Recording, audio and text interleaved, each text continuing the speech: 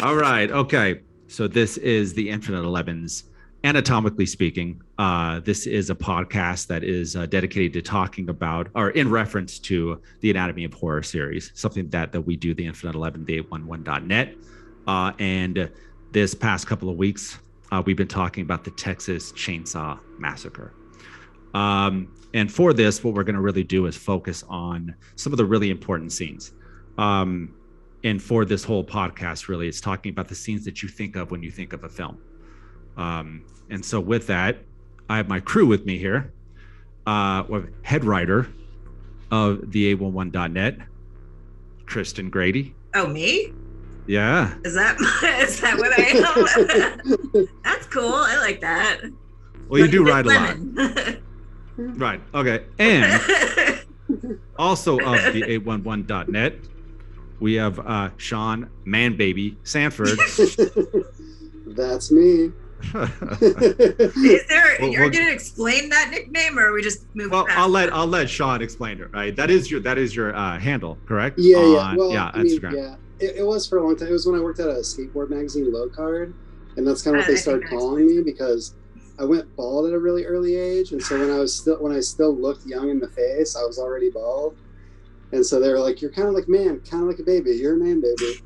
And you picked it up too as well and ran with it. That's awesome, man. Yeah. Do people rub your head for good luck? My wife does, I think, sometimes. So at least it's like a troll doll's tummy, you have just like that source of luck that's just right there. Yeah. All right, so I won't carry it on. So that'll be the last time I'll intro you that way. And also Sean too as well. You also write for another online publication, correct? Yeah, I write book reviews for Horror DNA. It's all horror book reviews. It's a really great online magazine. And then also for Nightworms, I write book reviews for that as well, which is another horror outfit. I write movie reviews for Horror DNA as well. Sean, big horror guy. And Kristen, you write a podcast, right? Imagination for Sale. That's like your thing, yeah? Yeah, well, I sort of just write whatever I feel like, and I have, different consultations and stuff like that. But, this, I've put a lot of focus into this because it's just so interesting, and it just gives me so much creative drive, and of course, like, it gives me so many different ideas for like screenplays and stuff like that. But I'm like, it'll make it better if I write about this one next. So like, I'm getting obsessed with it, but it's making me a better writer. So, when people ask me, what do I write? I'm like, the 811.net, check it out. It's got a lot of good stuff. Yeah. And in the description below, I'm going to go ahead and put links to both of their works. They're absolutely fantastic. My good stuff is on your site. Like, it's not on mine. I should put some more stuff on mine. All right. So, again, Texas Chainsaw Massacre. We're going to start with the hitchhiker scene, right? So we know around what point of the movie it comes in the first act. We pick up the hitchhiker, and that's pretty much what the character is known as, right? The hitchhiker, otherwise known as Leatherface's brother. So I'm going to go and first defer to Kristen Grady. And again, what Kristen usually does write about, she does a lot of analysis for our site. And she does a lot of cultural analysis as well too. But I'll go ahead and just defer to you, Kristen, if you want to start it off. Well, obviously the hitchhiker thing, that's like an urban legend, sort of like folktale, pretty much since we've had cars. So, you pick up somebody on the highway and then something spooky happens. Usually it's a ghost. But whenever that happens in a Texas Chainsaw movie, and usually that is usually the inciting incident, if I recall, in most of the sequels and stuff, is they pick up a hitchhiker and then they go to a house and there's all this crazy stuff.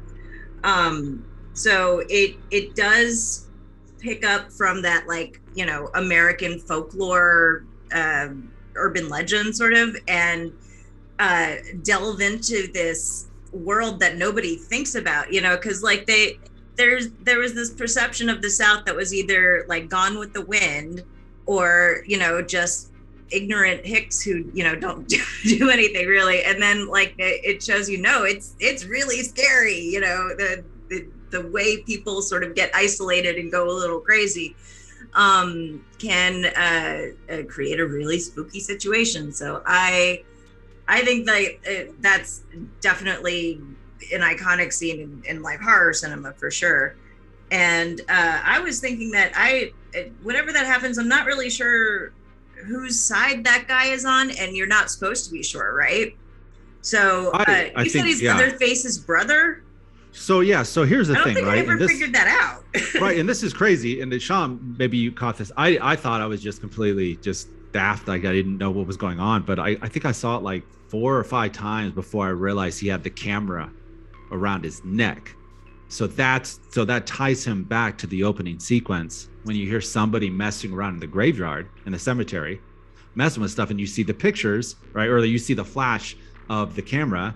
Oh, and then yeah. you see him now, you see him with the camera around his neck. And of course, remember, he takes out the camera and then he takes a picture of Franklin, right? And tries to sell it back to him.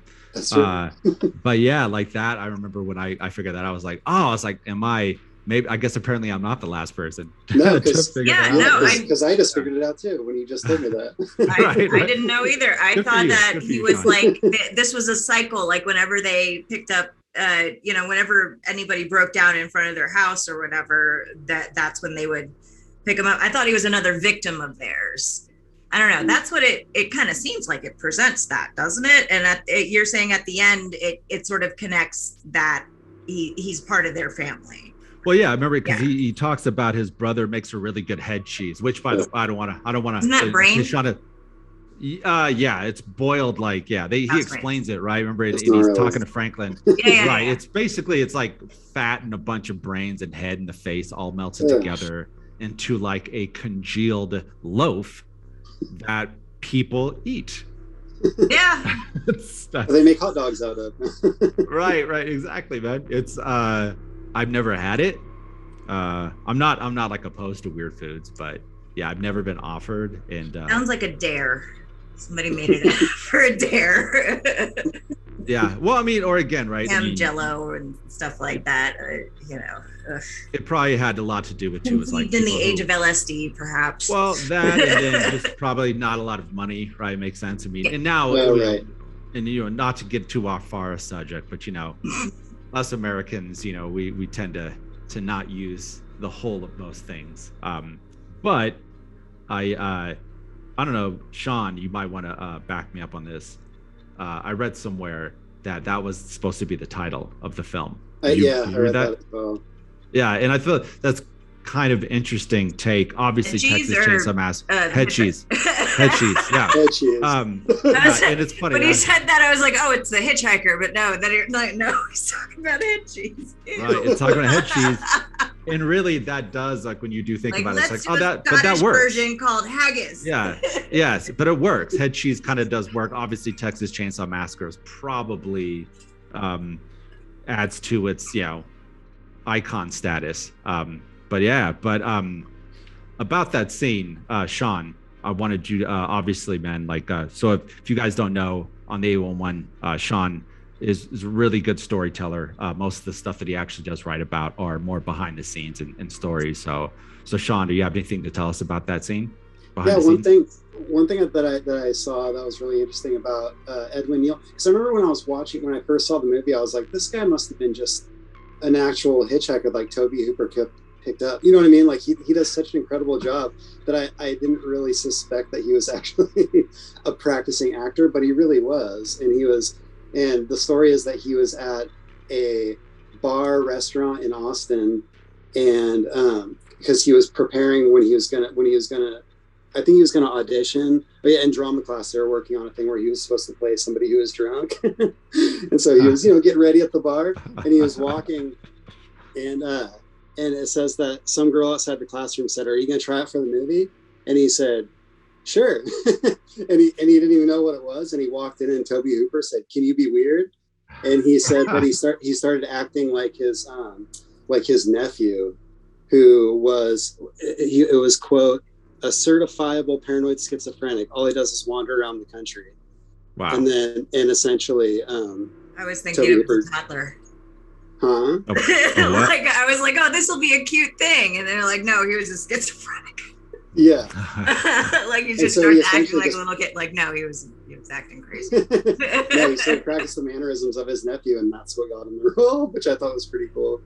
Interesting. Yeah, no, Yeah. no, and again, yeah, I think that that character alone is, and I actually early on I used to write for the site before I got really lazy, but I had written something about that scene specifically, and just how he is so unbelievably different compared to the rest of the cast. Mhm. And that scene, of course, like more of a cultural analysis again, is he was pretty much the representation of everything that the culture at the time was afraid of, that actually hated, right?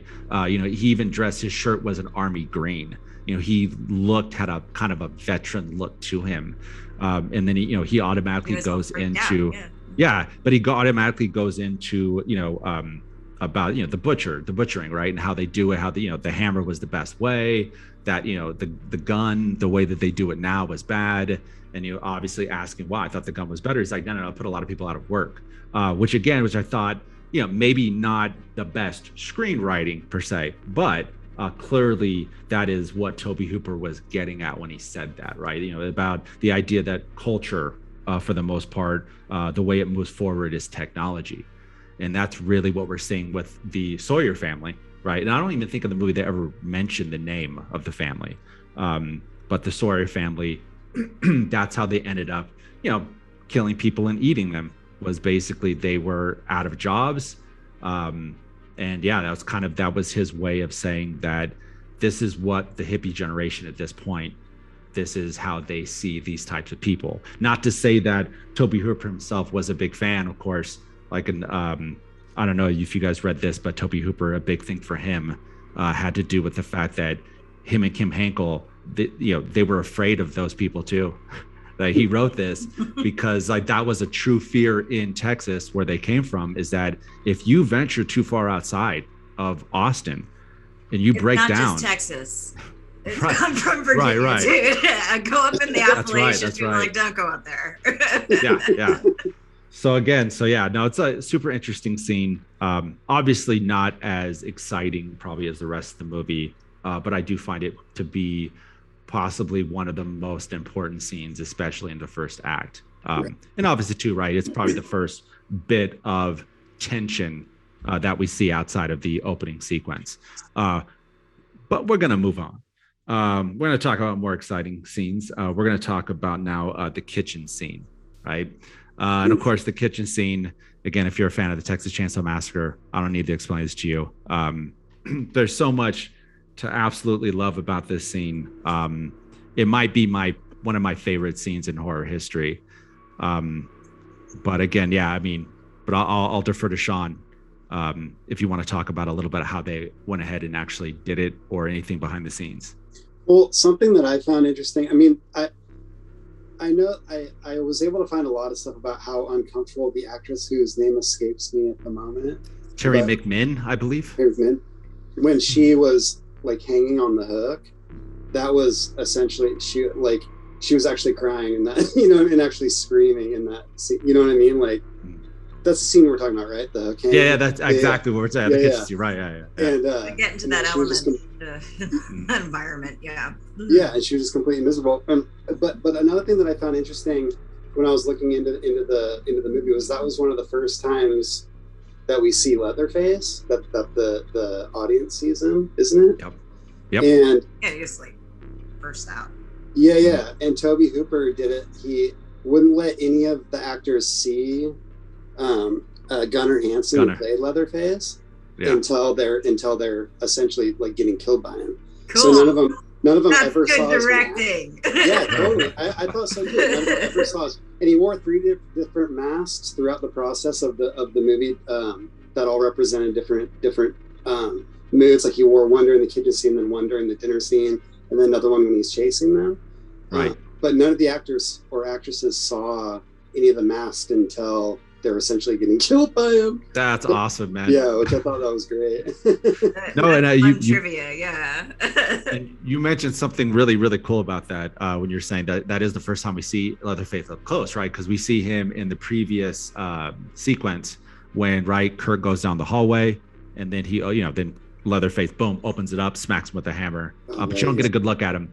But there is that shot when you're up close on Leatherface, and it's a static handheld, and he's just kind of slowly zooming in, and the light is just good enough to see his eyes, which you get such an amazing shot to, as well as that, you first get to see this monster in a mask, and something about seeing his eyes humanizes him, but that it makes it worse, I think. Yeah. I don't know, agree. Kristen, Like, what do you there's a think? person under there. Oh no! It's Yeah, not yeah, just yeah, a yeah. monster. Absolutely. Okay, so let me just make sure we're talking about when you first see Leatherface when he comes out, and the girl gets put on the meat hook, right? Yeah, so the You know what meat I'm hook talking scene. about? So yeah, it's when her name was Pam, right? The with the red shorts, right? So when Pam Easy basically, to remember those red shorts. right, Okay. right, So costume note with the red shorts, though, she's also wearing a backless shirt, like some sort of hippie thing. But when she's walking up to the house, like the camera is almost like trained on her ass, but you can see like that her back is like bare. And it's like, oh, that's kind of hot. But then like a few minutes later, her back is impaled on a meat hook, like Mm. I a good like point. that it's almost this effect that's sort of akin to the old lady in The Shining in the bathtub. It's Right. like something like, oh, what's gonna happen? This is sort of sexy, and then and I love that. Oh my God, Leatherface coming out for the first time. What an entrance for a villain in a horror movie. He just comes out there's nothing scarier than that. Than a guy in a human mask just like screaming and just like being this maniac. How do you not be scared by it? I mean, of course, I'm the person who I jump and then I laugh, and I mean, you're supposed to, because it's almost hilarious how scary it is. It's over the top. It's like a freaking circus, but it's very effective. Yeah. Speaking of which, I think, and I remember, because he's mentioned something about him screaming. That is a good point. Before Kurt makes it down there, you do hear weird noises, right, coming from that room, which I guess I always just figured it was like, but it sounds like an animal, right? It almost sounds like there was a pig back there. That's a good question. I don't know. I need to watch wondering. it again now. Yeah. Of course, after this, I'm gonna think of like an hour's more worth of stuff to say about this movie. But that it's like one of the most tense moments in the movie. Just when she's walking into the house, you're like, why are you going into that? It's one of those like horror movies, you just know something bad's gonna happen, but you never expect that. Right, absolutely. It's completely shocking. You don't expect that to happen. And again, and I think that was just it. I had read somewhere that Terry McMinn, what we were just talking about, who plays Pam, they all thought in the cast that this was just some BS movie, right? They were talking about like kids that were in like, did like community theater, right, in Austin, Texas, in this era, like late 60s, early 70s. But again, so, they're thinking this is a terrible film. So, they go and they take their friends and they go and sit down to see it. They're like, holy crap, this is like a real ass movie. Yeah. Like, this is like really, really good and really, really shocking. But yeah, I think Terry McMinn is her name. She just absolutely nails that whole sequence. And again, now that I know why she nails it so much, and another thing about that scene, which I think is really interesting and a lot of people catch on, is that, the movie itself doesn't actually have a lot of in your face horror, right? Not a lot of explicit horror. You don't see a lot of it. It's all basically just, you kind of see it in your mind. They don't show it to you. And he does a really good job. And I read somewhere that had something to do with the fact that, what was it? You read that it had to do with, he actually thought that he could get like a PG-13 rating or something like that, like something crazy like that. Right? It's like in his mind, he's like, oh, they're gonna see this and they're gonna be like, yeah, they can put out like a matinee, give us a PG. Yeah, PG-13 right? Yeah. with that title. Right. Yeah, totally. Right, exactly. But I think it ended up being just so much more effective this way. Especially talking about Pam going up on the meat hook. it's they don't show it, but you see it in your mind. You hear Yeah. it too. Again, that sounds Totally. like, that makes you feel it too.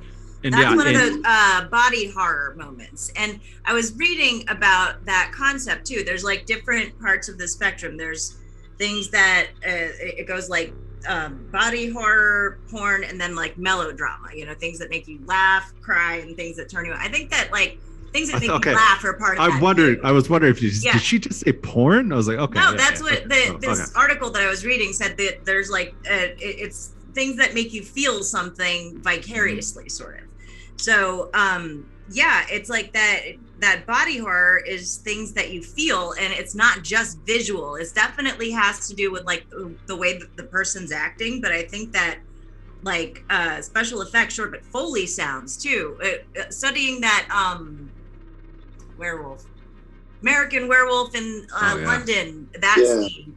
The sounds are one of those scariest parts of the werewolf transformation. That like Oh my God. iconic one, and it's that Yeah. it makes it sound so painful. It's like this like cracking, crunching sound. And when she goes up on that meat hook, I don't think you see it go into her back, but you hear it. Nope. It goes like, Yeah, and, yeah. and that's what makes you go like, ah.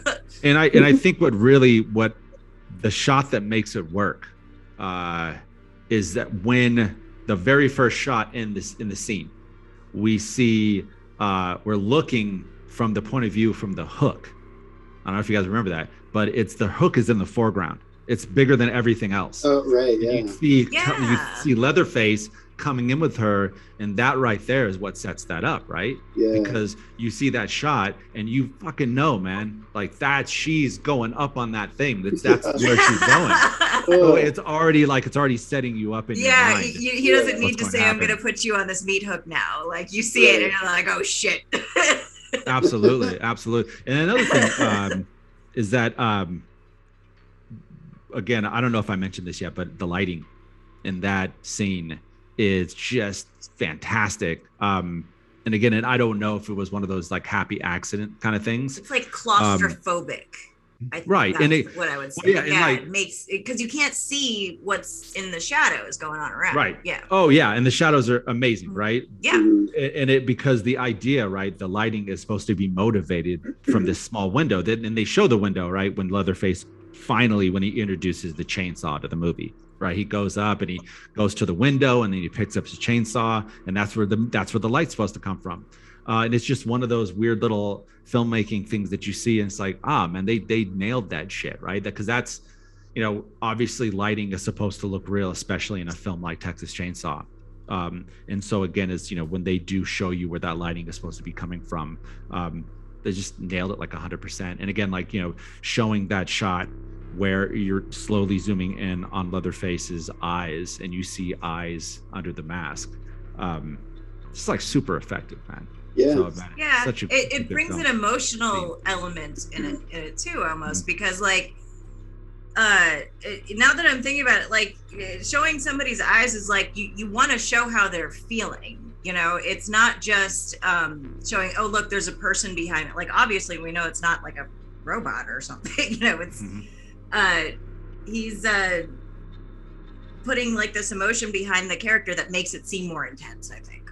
No, and I agree with that, especially when you think that, right, like I think, I don't know, right after, but not too long after is when we watch, right, Leatherface kind of go a little crazy, right? He goes out and he looks out the window, and then he sits down, and then you get to really see Leatherface at that point. So I think you bring up a good point there, to humanize him in that way. And then of course to show that he's this giant, well, he's a real man baby, Sean. No, but he's this guy, right? Like he's a giant psychopathic, cannibalistic baby. With no control over his emotions. I think that's clear from the start. Oh, and I just remembered the bone room scene.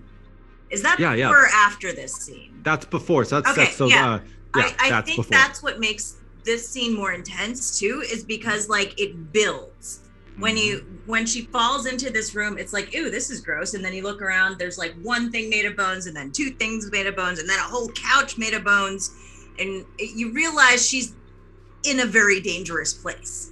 Right. And then you- this next thing happens, and it still totally blows your mind. Like, you know, something terrible is going to happen, and it's still way worse than you expect. That's difficult you know what? to do in a horror movie. I'm glad you brought that up, because it actually takes us into the dinner scene. Unless Sean, did you have anything else you wanted to say about? I just want to say one thing real quick about Yeah. Gunnar Hansen when he got the role. When we were talking about his performance and the look of like his eyes and the cameras and the way that he moves. He actually did a lot of research and went and visited a lot of disabled people and like His mentally handicapped. vocalizations are very reminiscent of like psychotics. And I watch medical videos for fun. I'm sorry to interrupt, but yeah, I agree. Oh no, it's all good. But he just did a lot of research and like went and kind of studied the way that folks who are mentally disabled move and because in part because he didn't want it to look like just he didn't want to be offensive.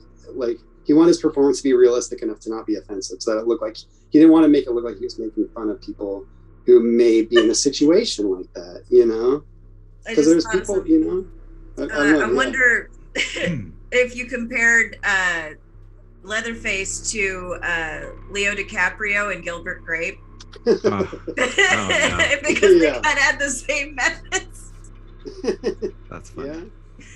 Yeah. Who played the better person with the developmental disabilities? That's the other question though about Leatherface is like, I mean, like I haven't seen all of them. Do they ever like give him like a real backstory, like what's wrong with him or what's wrong with the whole family or something, or just like they're isolated weirdos? Not that I know of. Again, right, there are Texas Chainsaws that I haven't seen, but I think again is that, you know, again the backstory is, in my opinion, is the hitchhiker scene, right? I mean, I think that's enough information to understand that, you know, this is who they are, this is what they did, and you know, this is what they've become. And again, and you know, obviously Sean brought up earlier the mask, right? The different masks that he wears, and you know, one of them is a woman. Right, as a mother. I always thought it was his mother. Yeah, that was the strongest Ed Gein reference. And there, absolutely. Yeah. And also, what was really interesting, and there's definitely been a lot of people that have had something to say about this, is that, you know, this is a male family, right? It's a male-dominated family, and it was just so interesting that, you know, that naturally, Leatherface would take on the woman's role. It was very interesting because I think obviously the film does have some interesting things to say about the dark side of patriarchy, right? Mm-hmm. About, and especially about the changing, the grandpa, who, by the way, Sean, right? Am I right about this? He's played by like a 19-year-old kid. Yeah, who had to go through. Let me see. John Dugan was his name, and he to play the grandpa, the makeup to put on his mask took a total of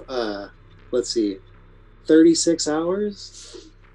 That can't be right. What? That no can't way. be right. No, that's I must have written that Come down. on. No. Sorry, now I'm embarrassed. But Now we'll leave it at 36. That's what anybody sees this would be like. They're gonna walk out in the world with that information, right? I know. Yeah. That's why I typed down. I need to like find my notebook. But it was a long time. Right? Ungodly amount of time. Enough time so that he even said, like, after they put on the first one, he was like, "We're filming all of my scenes right now because I'm not taking this off and putting it back on." It must have been 3-6, maybe. Maybe that's what it was. 3 to 6 hours. I don't know, but whatever it was. Still, yeah. I It mean, was an insane amount of time. probably not air conditioned either. Right. No, that was air conditioning. And so we will get to that, right? Because I know Yeah. Sean's got a really good story about that. So again, going back to what Kristen was saying, you mentioned the bone room, right? Yeah. What I feel why it's such a good entrance into the dinner scene is that, so it's stylistically, that's the dinner scene, right? So Tobe Hooper has worse and worse. three. Yeah, he has three specific styles the way he does this movie. And the first one, of course, is very documentary-esque style, right? A very direct cinema style that is kind of a matter of fact that really fits into the opening sequence. You know, when that John LaRoquette voice comes over, it's like, you know, the events you're about to see. but it just fits in with that. And then eventually he does go classic horror, right? The first shot being when you're watching the shot from afar, the van when they get to the father's house, right? The Hardesty house. But this style is the first time in the movie, the bone room scene is the first time that style is actually introduced. And he does it to great effect. I remember that to this day, actually, that scene, it's just an uncomfortable scene for me to watch. I think because it's really loud, she's screaming a lot, and it's just cut to a way that I think is meant to make you feel extremely uncomfortable, obviously to get you into the mind of what it might be like to be a young woman that, you know, was having a great time earlier in the day, and now, you know, now she's been captured by a family of psychopathic cannibals, right? You know, but yeah, anymore. No. But yeah, stylistically, that I think is what really sets up that scene so much. It makes it work so well. But again, also Kristen brings up another good point too, as well, or another good question. Another one, yeah. Right. Yes. Sean, go ahead and tell us a little bit about what it might have been like to be a crew member during this specific scene. Well, for example, there was no ventilation in the house. There's no air conditioning. And it got up to 100. I read that it was up to 115 degrees at one point. And they were filming for like 36 hours. No, like I think it really was. They were filming for like 19 hours or something crazy. Like it was like almost as long as the makeup, right? Yeah. Almost as long as the makeup. No, but and there were. I read that several crew and cast members were saying that after shots they'd have to run outside and throw up because there was like fermenting animal body parts and stuff inside the room. You know what I mean? Like it was just completely miserable. Like, yeah. Probably full of bugs and dust. Oh, absolutely. Yeah, moldy. Totally. Yeah, said some of the crew members passed out while they were filming. Even Texas isn't just hot; it can be like swampy and like humid and stuff too. So like, imagine just like this like wet, spongy air and just like rot and. I mean, yeah. The people who are making the movie are experiencing what the characters are experiencing. It's very immersive, and I don't think they intended that. Yeah, and I don't think they did. To that either. note, just real quick, Edwin Neal, the actor who played the hitchhiker, he said that filming that scene was the worst experience of his life, and he even served in Vietnam. Oh man! So just saying. Yeah, I did read that the cast and crew absolutely hated Tobe Hooper at the end of it. They absolutely. I mean, and you think about it, like I've been on a couple of sets that were pretty grueling. They're just really long, and I can't now. And maybe it's just because this is LA and that was Texas at the time. Like there would have been a mutiny. Right, there would have been there's no way. Everybody would have been like, "Yeah, I'm getting the hell out of here, man. I'm not working like this, man." And I think like the actors didn't even get paid, right? Like they were deferred pay. Oh wow. And even in the end, because there was it wasn't a mix-up, but as it turns out, it was their first movie, so they didn't do their finances too well, and apparently like the company who actually owned most of Texas Chainsaw. Acted as if they didn't receive any money for it. So I think the actors didn't even get paid till like years and years later. And I think in the beginning they got like $5-6. I mean, obviously I'm just making that up. I don't know exactly how much. I know plenty of people who have made about $5-6 off of a movie, and people have made nothing. So I mean, that is true. Most filmmaking experiences don't usually involve dying of heat exhaustion, especially if you're not getting paid. So at least not nowadays. But they should have at least gotten a T-shirt that said "I survived the Texas Chainsaw Massacre" production. Totally. Absolutely. No, I know. I mean, if they put those on Etsy now, they would clean up. They should be doing that. Of course, Tobe Hooper's gone, so but yeah. He probably has an estate or something that would definitely sue. But I mean, like if they were traumatized by the production of a movie, maybe they could be like, "Hey, let's call it even." Yeah, and I think there was even a story again, right, about the actress who plays Sally, the scene where they cut her finger, right, and that the point was it was supposed to be an effect, right, or it was supposed to be like a makeup effect where they just fake knife, cut her finger, and it was supposed to be blood. It just wasn't working, And again, like they shot that scene took like 26 hours straight or something like that. Took a really long time to film. And again, like Sean was saying, the actor who played the old man was like, dude, I'm like out of here. Like, right. I'm out of here pretty soon. So let's get this. And apparently I think it was either Gunnar Hansen. It was one of the three, even her, possibly the woman, but just cut my finger. So it was like actual real, because they just couldn't get it to work. And so they're like, I'm done with this, dude. So I couldn't find an actual, whose decision it was. One person said it was Sally, the girl who played Sally. Somebody else said it was Gunnar Hansen. I don't really know. But either way, I guess the guy, I'm sorry, what was the name of the actor? Sean Dugan, the guy, the old man. Dugan. Yeah. He claims that, I think I read somewhere that he had no idea that he was sucking on some real blood there. Yeah. I don't think any of them understood what they were signing on for. Seriously. But maybe, nobody did. You don't know what you're getting into sometimes when you start making a movie. And obviously they didn't set out to torture a bunch of Texan community theater actors or something. It just kind of ended up that way. And they ended up making a very iconic movie out of it. So, I would think that even Tobe Hooper probably had no idea. I know that I did read something to the effect that, he was really inspired by George Romero, especially Night of the Living Dead. I think it was one of those things where, seeing something in no understanding film, being like, holy crap, I could do that though. Right. I'm sure it was one of those things. But I highly doubt that he was thinking, right, that this was going to be just a cultural phenomenon, right, that just carried on, and that birthed an entire subgenre of horror film. I think there's no possible way you could have thought that.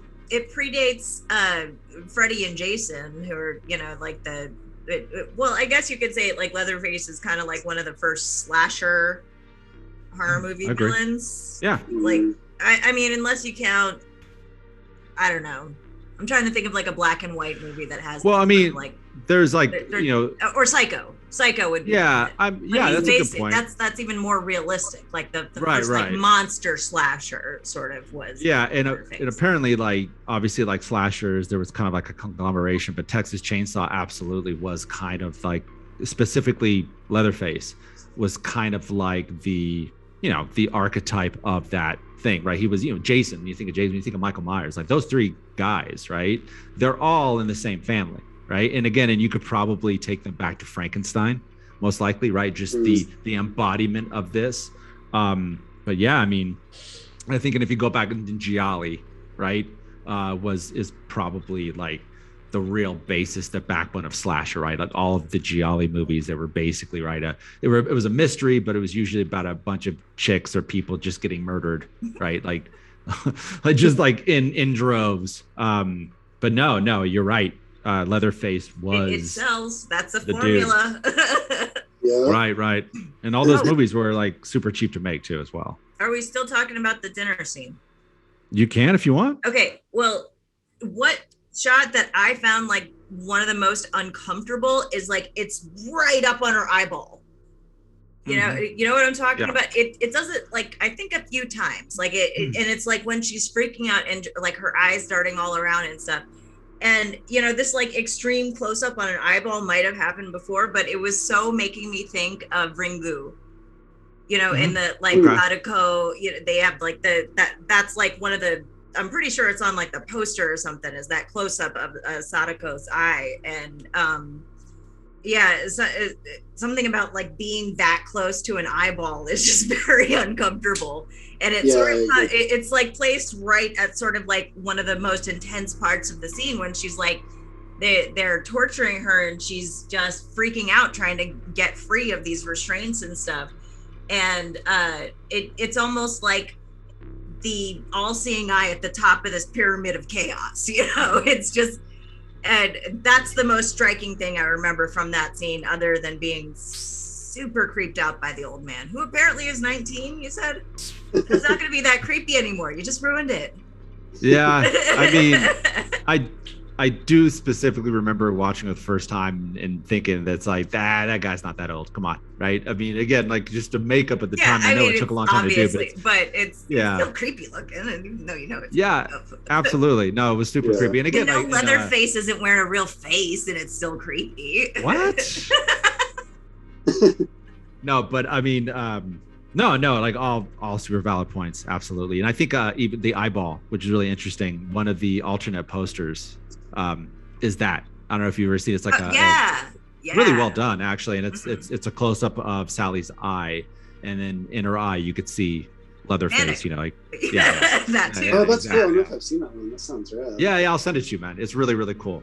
So with that being said, we're gonna move on to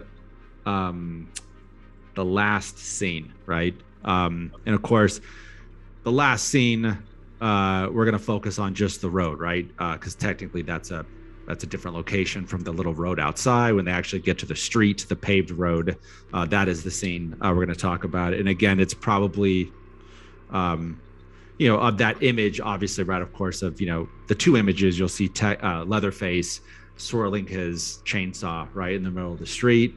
And then, dancing. I wonder if he had any dance training. Yes, absolutely. And then, of course, you think of Sally, right? In the car going away. So, Kristen, what do you think? I love the last shot with the Leatherface, and there's like this red sunrise in the background and everything, and because it's the very last shot, and it just cuts to black, right?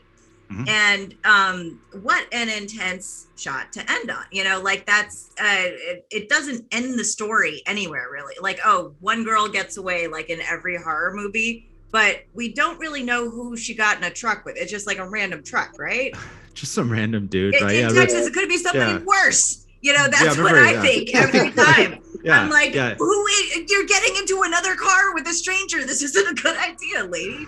But but Leatherface just swirling it around. It's almost like he's the hero of the movie, like the happy ending is almost him just like being free out there and swirling his chainsaw around in the sunrise.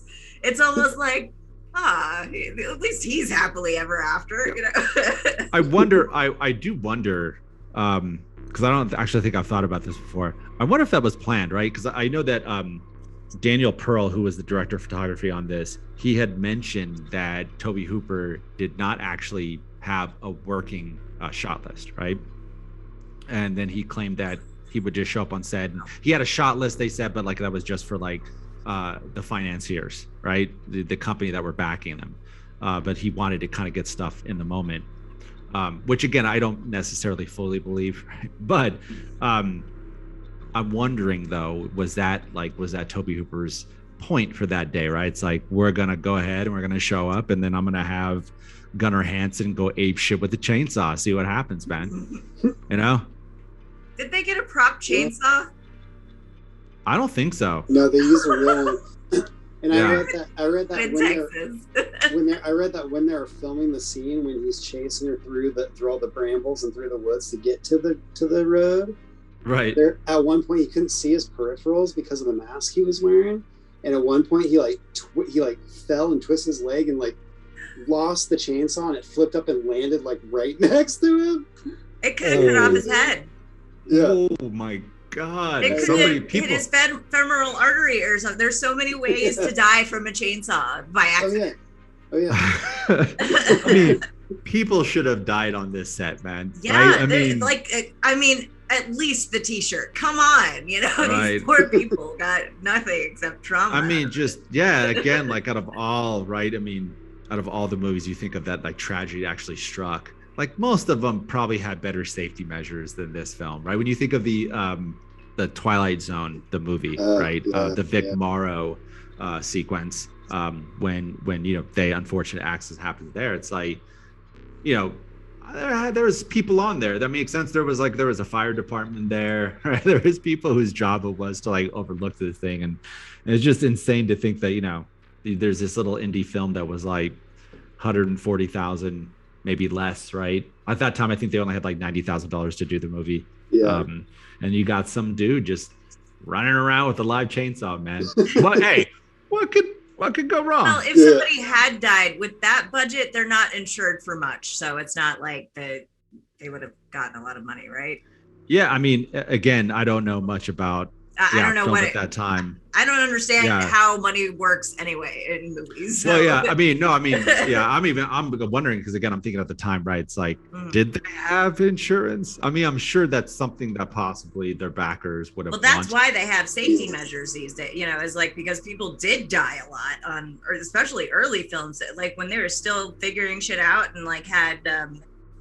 Actual lime lights made out of lime that was explosive and stuff. And the film itself was explosive. So, filmmaking in general has been very dangerous since its inception. And especially amateur filmmakers, but good for them for giving it a shot, I guess. Yeah, I guess. So... Again, that scene, that shot, right, with Leatherface, absolutely in the sunrise. And again, too, is really interesting. There's a good portion of the movie that's filmed in golden hour, and it's really interesting, right? Anybody who does any kind of filmmaking too, as well, especially like budget filmmaking, that's like if you're gonna do something, that's when you're gonna do it, right? That's when it's gonna be the cheapest time of the day, so that kind of does obviously get us into a kind of a really cool story. And I can't remember if it's Sean's story or my story. I don't know.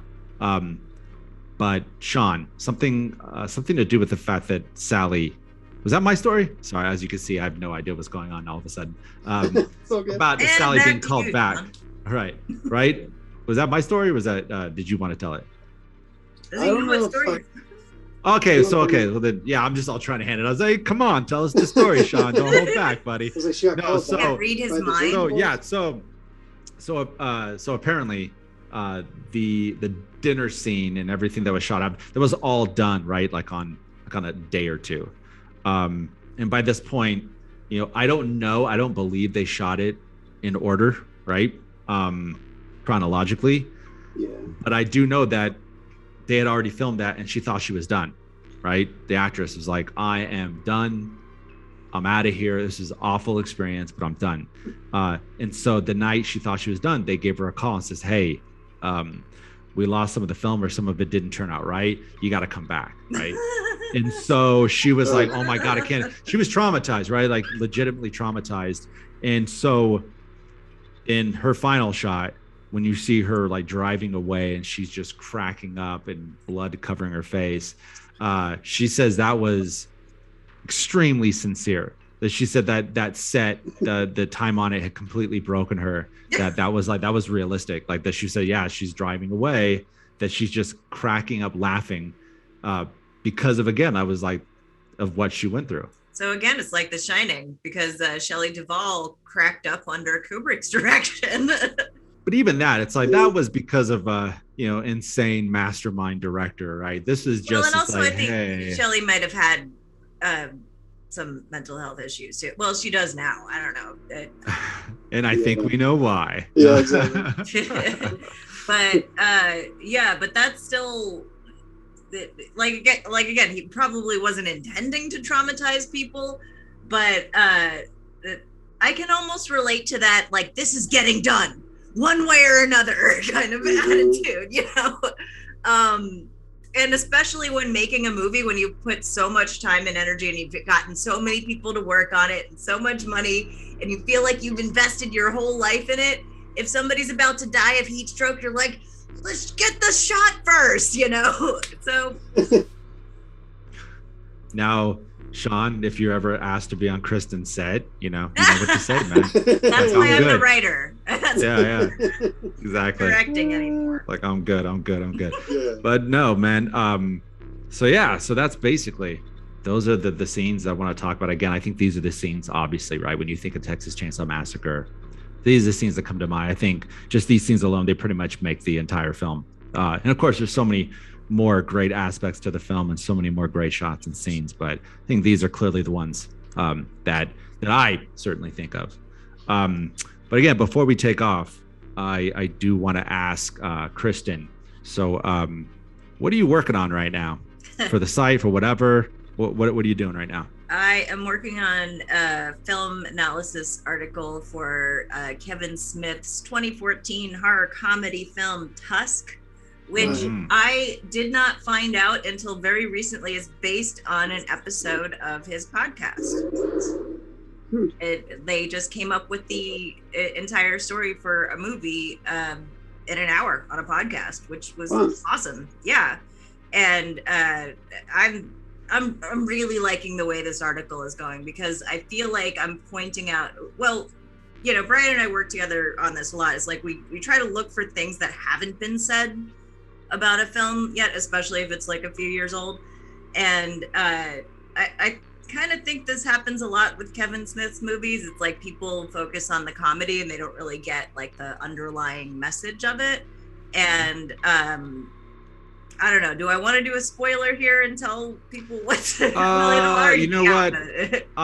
know what? Exactly. I personally, you know, obviously it's not done just yet, right? But I'm definitely excited. I think this one's going to be really, really good. So go ahead. Yeah. Well, it's about basically, I rewatched it again and I was thinking the whole time, this is about how being fat was killing him. And it's not like fat shaming. We're not going there, because every other one of his movies is fat shaming. He's Lunchbox. He's the fat man. He's Silent Bob. You know, like he's this iconic, funny fat guy character. Mm-hmm. And that sort of enabled an eating disorder, his obesity, until he almost died of a heart attack in 2018. Wow. So this movie where this guy gets forced to put on a walrus costume is a metaphor for him being trapped in this this fat body. Oh, it's gonna be so good! I can't wait for this one. Actually, yeah. So hopefully we're gonna have that. Yeah. Well, by this time, I don't usually talk about it out loud. I do this on a Twitter basis better. Speaking of which, so if somebody wanted to reach out to you, where are they gonna find you? Oh geez. Yeah, Twitter's cool. It's all linked on the site. My blog is imaginationforsale.blog. And Twitter, but don't fight with me. I'll just block you. Good to know. I will not mess with you. All right, Sean Sanford. So what are you working on right now, man? Tell us. So I don't have a Twitter because I keep hearing how aggressive it is. Just going back to what was that? But so I don't have a Twitter. But I wrote my first draft of a novel in November, and I've been tinkering with it ever since. But at this point, it's like I feel it's at a good point where I've sent it out to some beta readers and they're checking it out. But I don't know, I'm excited about it. It's a horror novel, and I feel good about it. Like it's funny. It's my third novel that I've written, but I haven't had any published because I haven't really felt any of them were done yet. But this one I feel is getting pretty close, so I'm excited about it. Dude, that is awesome, man! And you guys absolutely, yeah. Oh yeah, that's a good question. What's it about? Oh, so it's about a family who has to leave. Just very generally, it's about a family who has to leave their hometown, and because of some sort of nefarious relationships with some sort of just sketchy people, and they sort of drive them out of town if they want to survive. And they get to this other small little town, and it turns out that the small little town is probably as dangerous, but for different reasons, a lot of which sort of pertain to their desire to try to remain invisible and to stay away from their old life, and to not do drugs anymore and not do stuff like that. And it focuses kind of on the two sons of the family, who are two skateboarders in high school, and they're kind of like the brains of everything. You know what I mean? They're just badass. Really, you're writing about skateboarders? That's not weird. I would have never figured, right? Exactly. No. I would have never. Sorry, there's no evidence whatsoever. That, right? None at all. Not Sean. No. That sounds really good, though. I think that's a really intriguing way to present your story. Oh, heck yeah! And the town they move into, it has a serial killer for one. Oh Just yeah. so yeah, so Just there's throwing it out there. Put a Yeah, little just throwing it Serpico out action there. there. That's Me and only one true of crime. That's my true obsession, my addiction. true crime. I Is that what I you said? listen to true crime stuff every day. I know Yeah. people get really addicted to it. I never really got. I mean, I listen to it. Or I've read it sometimes. I have heard everything about Jeffrey Dahmer, and I will still listen to like what another person has to say about him. Like I don't know. Sometimes like people's different takes are interesting. Did you see the movie My Friend Jeffrey Dahmer? Yeah, I think I've seen every one of the serial Yeah. killer movies. I like that movie. I thought it was good. Evan Peters is playing Jeffrey Dahmer now, so that should be good. He's All on right. Horror Story. Okay. Yeah, Yeah. All right. yeah. Speaking of which, that's good because we're going to talk next. We're going to talk about Silence of the Lambs. But again, this is about the Texas Chainsaw Massacre. If you guys haven't checked it out, I'll leave a link below for part 1, part 2 of the Texas Chainsaw Massacre. Goes over a lot of the stuff that we just talked about right now. But if you haven't seen them, please check it out. And yeah, it's again, Kristen Grady, Sean Sanford. I'm Brian Robert Oliver. Thank you guys so much. Take it easy.